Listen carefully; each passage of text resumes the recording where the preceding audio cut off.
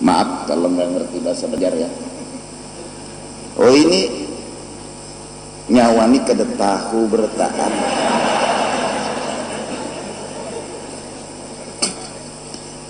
Nyawa itu kamu. Nyawa itu kamu. Kamu nyawa ya. Nyawa. Mun si dininya tuh orang Banjar kata bapak.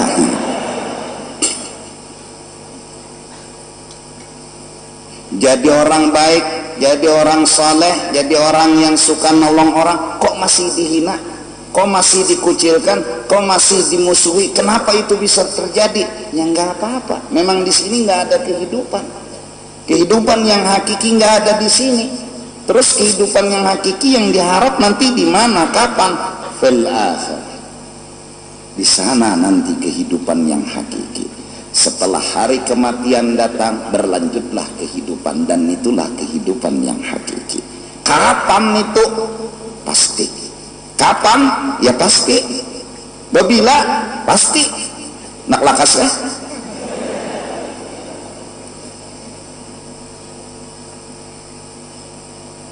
Artinya ini modal.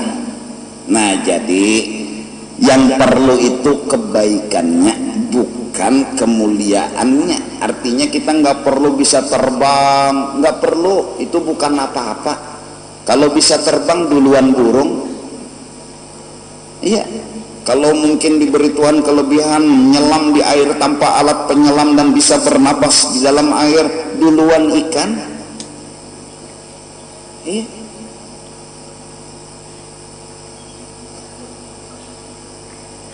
Terus apa yang dicari di sini? Kebaikan.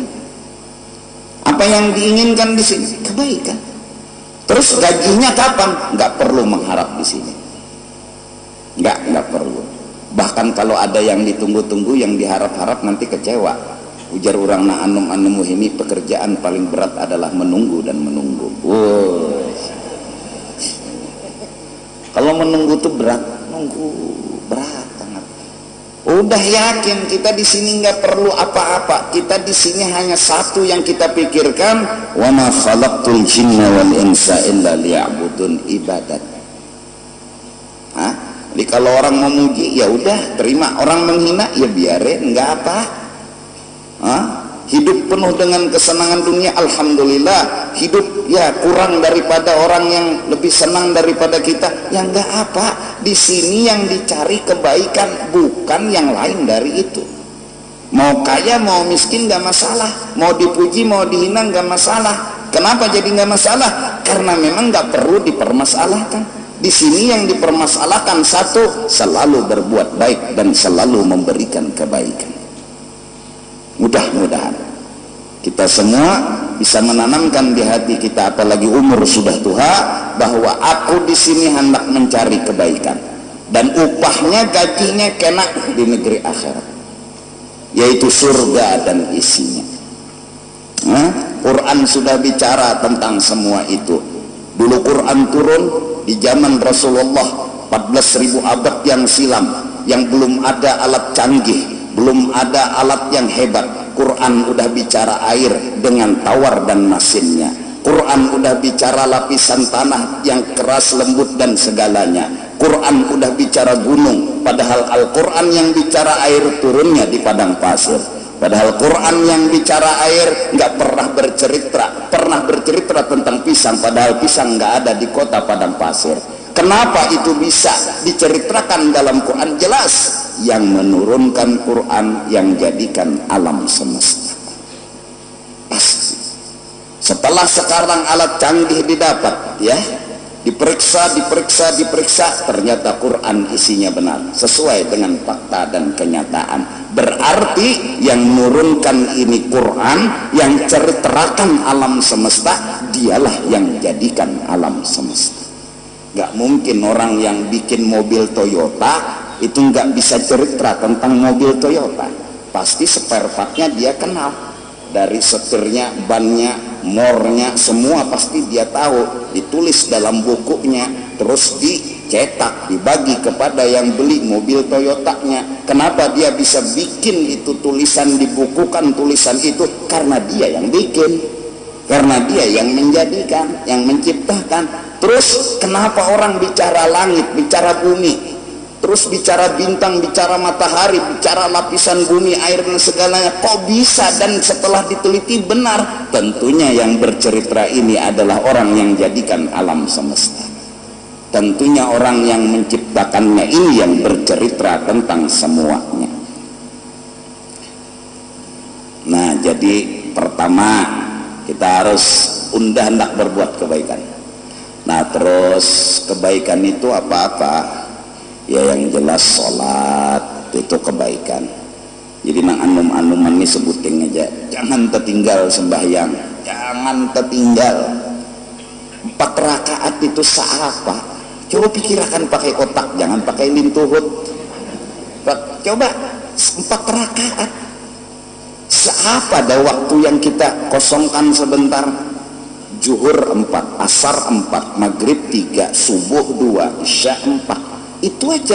Itu pun nggak harus artinya semuanya dalam waktu yang sama, enggak. Zuhur ada waktunya, asar ada waktunya. Kenapa? Karena kita harus dekat dengan orang yang menjadikan alam semesta. Setelah lama kita menghindar, menjauh dan menjauh, dipanggil lagi oleh Allah, hayya 'alas shalah, hayya 'alal falah. Rukun sembahyang 13. Pertama, rukun artinya rukun digawi soh, ada digawi nggak soh. Rukunnya berapa? 13. Pertama apa? Takbiratul ihram. Apa itu takbiratul ihram? Lapas Allahu Akbar, salat Allahu Akbar. Yang mana yang diwajibkan? Allahu Akbarnya, bukan ngangkat tangannya. Yang wajib dulu Allahu Akbarnya, bukan tangannya ini. Kalau diam gitu aja Allahu Akbar, sah, sah. Kenapa jadi sah? Tangannya nggak diangkat, karena yang wajib Allahu Akbarnya. Terus ada yang begini, Allahu Akbar, sah, sah. Kenapa? Karena tangan nggak perlu dipermasalahkan, walaupun ada aturan ngangkat tangan sampai ke sejajar dengan telinga. Allahu Akbar, telinga ini. Nah, kalau telinganya lembeng janganlah. Ini telinganya apa panjang gitu. Enggak, yang di sininya maksudnya. Iya. Allahu Akbar, baru diletakkan tangan di atas pusat, di bawah dada. Pegang ke kiri sedikit seperti megang hati. Artinya yang kita jaga dalam sholat ini hati kita. Hati kemana? Lagi jalan-jalan kemana hati? Maaf, sekali-sekali saya bahasa Indonesia ya. Oh ini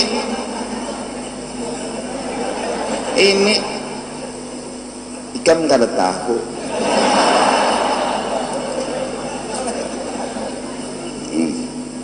Iya. Letakkan tangannya begini nggak masalah. Mau di sini juga nggak masalah, di sini juga nggak masalah. Allahu Akbar, nggak masalah. Tapi yang benar ya begini, artinya ini. Kalau diletakkannya diturunkannya juga nggak masalah. Kenapa? Yang penting Allahu Akbar, salat.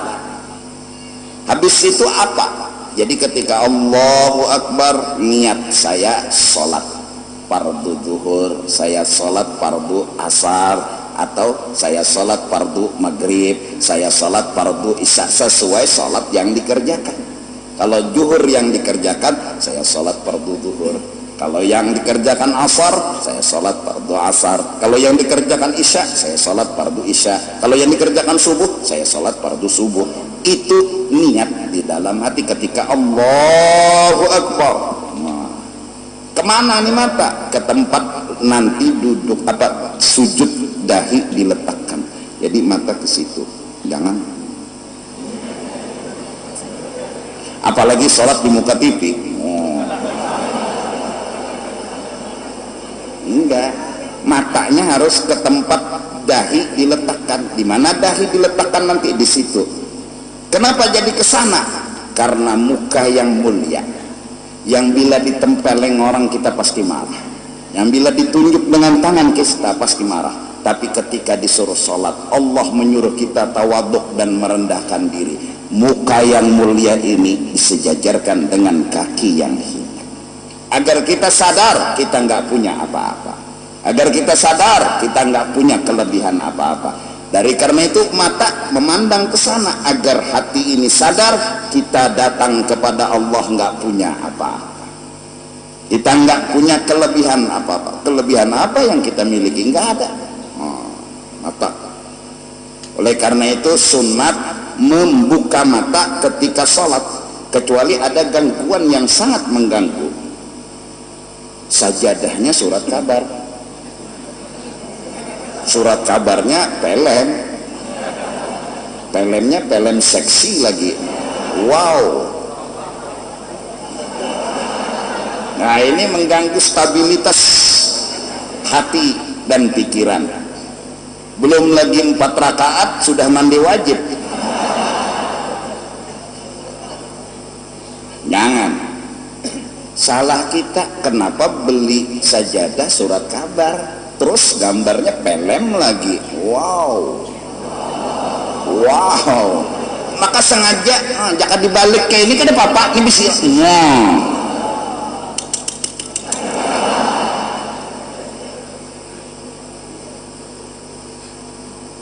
Iya. Terus apa sambungannya? Baca Fatihah itu yang wajib. Bismillahirrahmanirrahim sampai waladdallin.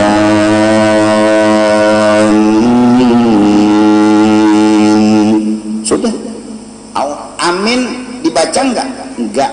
Juga enggak apa, dibaca dapat pahala. Artinya enggak merusak sholat. Waladdallin.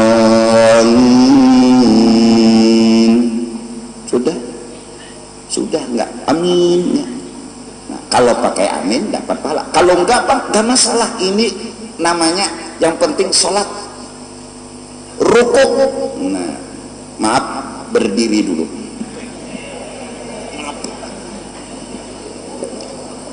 Biar. Rukuk, tangan yang dipegang lutut. Nih lutut. Yang dipegang lutut kiri sama kanan. Yang megang lutut kanan tangan kanan, yang megang lutut kiri tangan kiri. Jangan sampai Allah. Paksa bahasa Indonesia. Ini artis ikan gertah bu.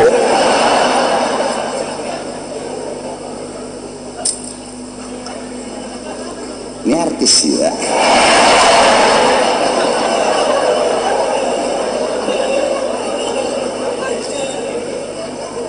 Lintuhot nang dipingkuti. Nah, jadi kalau rukuknya misalnya Allahu Akbar, saking panjang tangan dia pegang ini sah, tapi kurang bagus ini yang dipegang. Nah, lintuhut kalau orang Indonesia Jakarta lutut, kalau kita lintuhut. Kita banyak bahasa Banjar lah. Lintuhut, lutut. Iya. Terus diam, jangan bergerak. Ini apa? Salat. Habis rukuknya apa yang penting itu diam sebentar, sekedar subhanallah berapa detik itu. Diam aja begini, nggak usah baca apa-apa, karena bacaan juga belum hafal. Jangankan orang nang hanyar, nang lawas indah no udah hafal juga. Allahu Akbar. Memang nang disuruh subhana rabbiyal azim wa bihamdihi. Kalau enggak masalah, yang penting rukuk. Diam sebentar, sekedar sami Allahu liman hamidah, letakkan tangannya. diamkan, jangan sampai sami Allahu liman hamidah.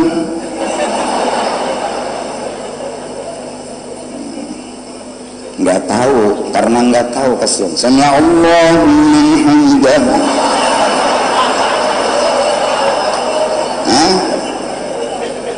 Enggak, aduh, salat apa begaro? Terus apa yang dibaca? Yang nggak ada yang diwajibkan dibaca, yang penting diam. Sekedar apa? Subhanallah. Apalagi udah baca ya Allah liman hamidah.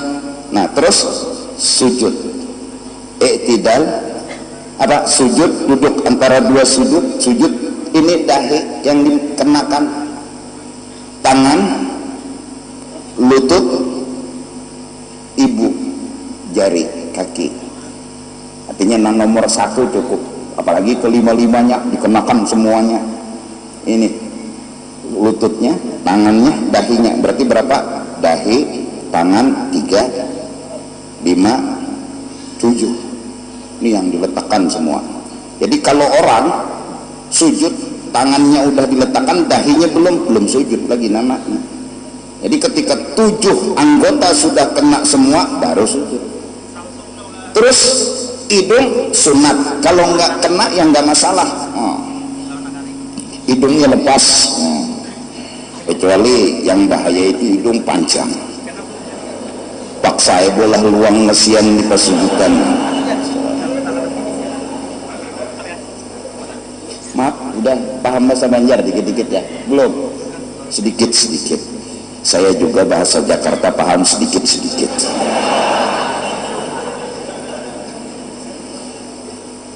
Salat yang penting itu, mau dipuji orang mau enggak, nomor 10. Sujud lagi, terus berdiri lagi.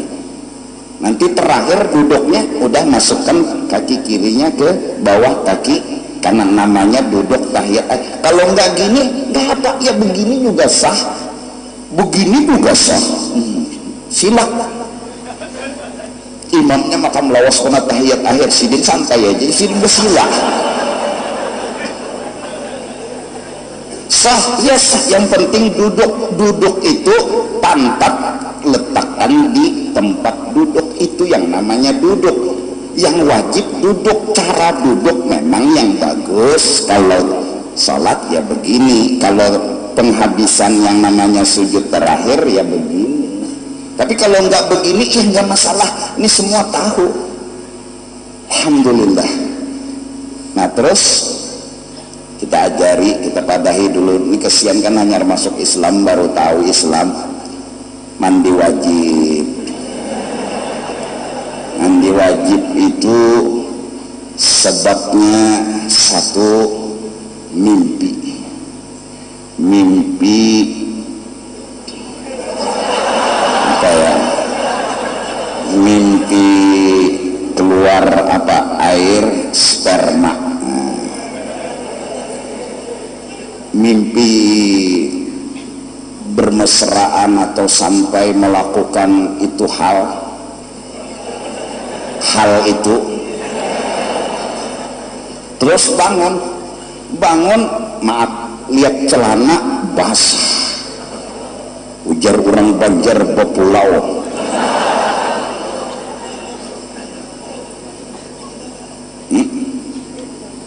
basah, wajib mandi.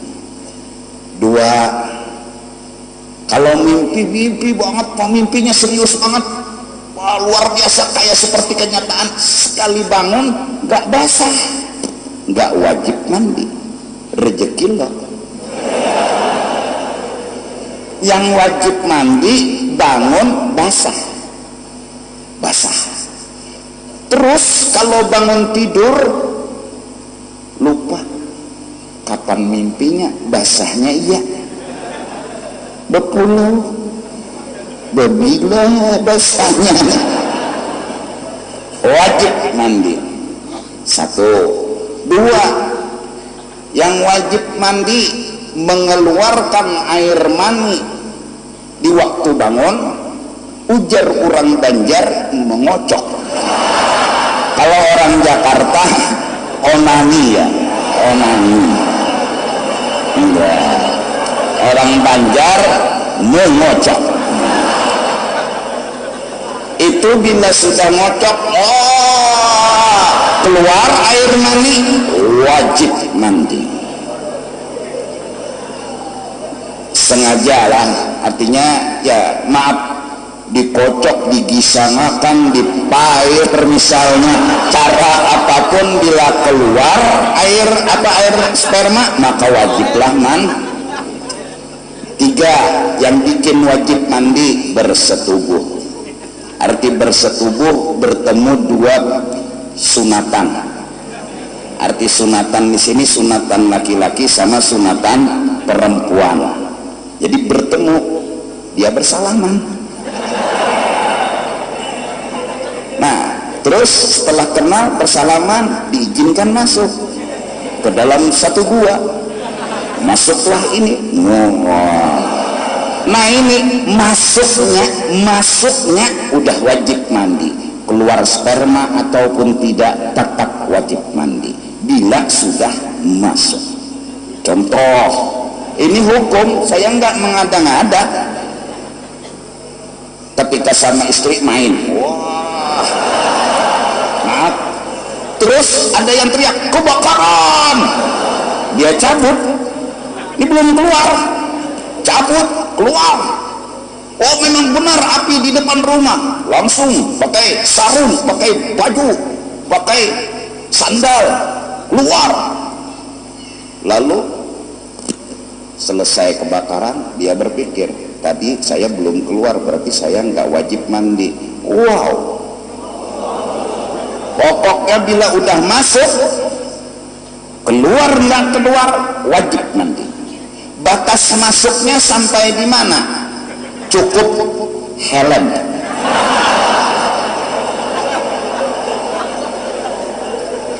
Ini hukum.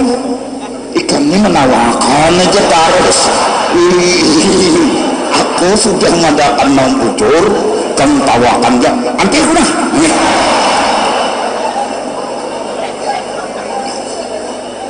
Iya.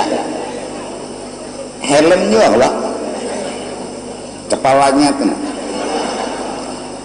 Jaka ada nih contoh sikong mah.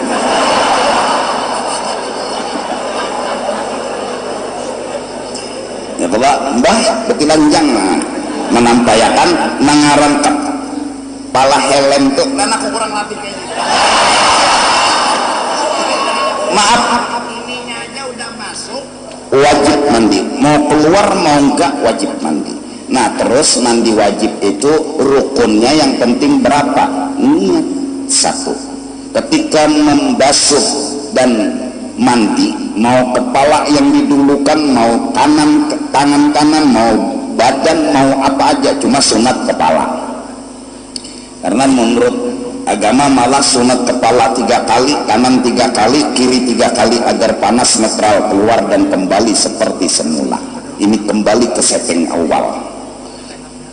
Terus itu yang sempurna. Kalau asal mandi aja, saya mandi wajib, gitu aja niatnya di hati, saya mandi wajib, udah selesai. Apa kubu itu apa?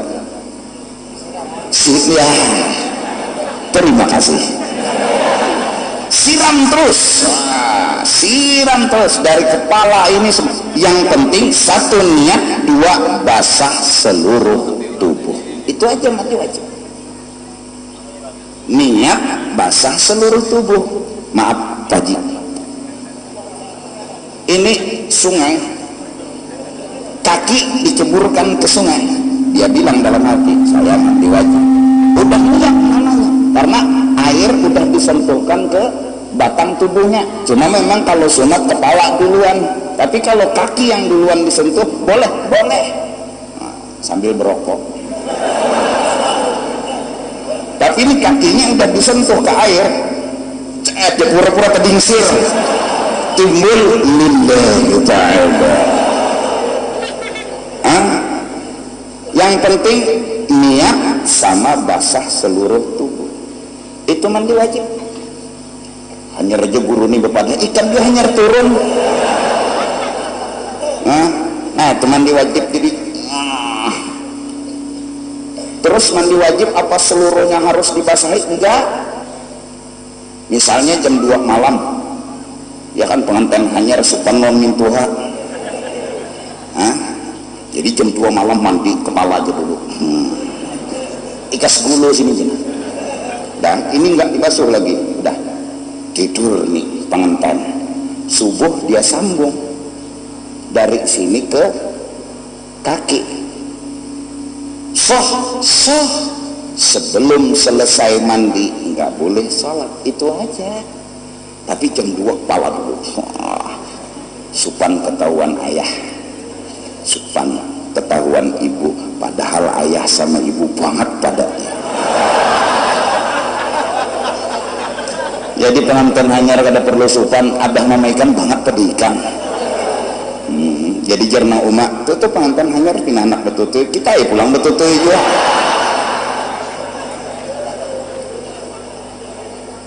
Kubui basah seluruh tubuh, kepala tadi sambung boleh, tapi kada boleh man sembayang dulu man kada tuntung. Supan non mintuha kasihan, karena orang pengantin hanyar tuh biasa guring udah mintuha ini mihin tipakan juga mah tampun. Paham? Nah itu yang penting. Terus kalau orang sudah mandi wajib, sholatnya benar, wudhunya benar, nggak diberi apa-apa oleh Allah kelebihan, dia usahanya macet, dia malah dihina orang, nggak perlu sedih. Kenapa jadi nggak perlu sedih? Di sini nggak ada kehidupan yang hakiki. Di sini hanya harus tetap berbuat baik, dan itu malah ujian. Tetap nggak berbuat baik, pasti nanti suatu saat akan ada balasan yang hakiki, yaitu negeri